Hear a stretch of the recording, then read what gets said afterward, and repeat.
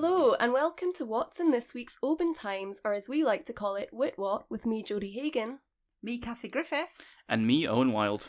All of our reporters have been busy as usual working on some fantastic stories, and it is that time of the week where we give you a little insight into what you will find when you pick up a copy of the Oban Times from the shops. You can read all the articles and more in the paper this week or by going online to www.westcoasttoday.co.uk. We love hearing your stories, and you can share them with us by emailing editor@obantimes.co.uk, calling us on 01631 568 000, or getting in touch on our social platforms including Facebook and X, formerly Twitter. First up today is Kathy, so what do you have for us this week? Oban hole-in-the-heart dad Scott Rowan has dived back into the job that could have killed him.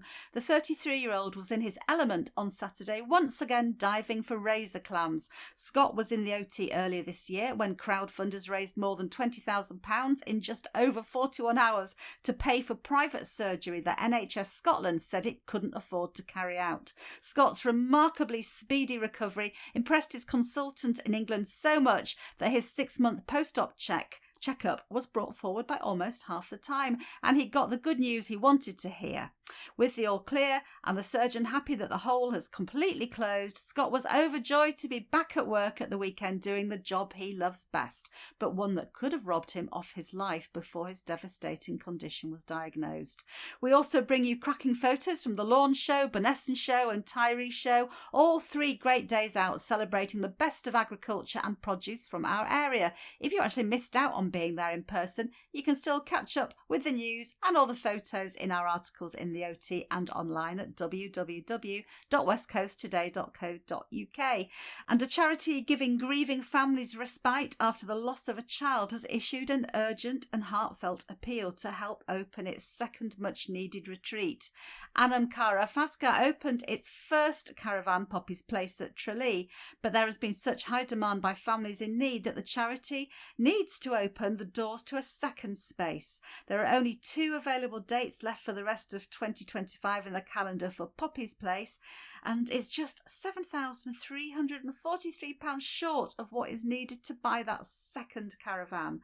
Find out by reading our story in the paper and online about what you can do to help make that second retreat happen. Thanks for that, Kathy. Now over to you, Owen. What have you been working on? Oban Mountain Rescue Team have a new mascot. Named Laura, she may look familiar to many, and has already proven popular at events with children. Find out how she came to be in the full story on www.westcoasttoday.co.uk or in this week's Oban Times. I spoke to the local baker who has decided to take action after a string of thefts at her honesty box, culminating in a cash tin being taken. Find her story on page 4 this week. St Conan's Kirk has received £1 million from the National Lottery Heritage Fund for a major refurbishment, the details of which can be found in this week's paper. The Kirk still needs more cash to push it over the line to its full fundraising goal, and work is due to begin proper next spring. And finally from me, if you were walking down the Esplanade last week, you might have come across a peculiar scene in Oban Bay. A group of climate activists were sat around a table having a tea party, as they were slowly swallowed by the tide. The stunt drew hundreds of onlookers, but if you were not one of them, you can watch the whole thing unfold on West Coast Today. Thank you, Owen. Well, that's all from us this week, so pick up a copy of this week's titles from this Thursday or go to www.westcoasttoday.co.uk to read lots more stories from all of our West Coast newspapers online. Remember to tune in again next week to catch up on what is happening, but for now, it's goodbye from me, Jodie Hagan. Goodbye from me, Kathy Griffiths. And goodbye from me, Owen Wild. Bye. Bye.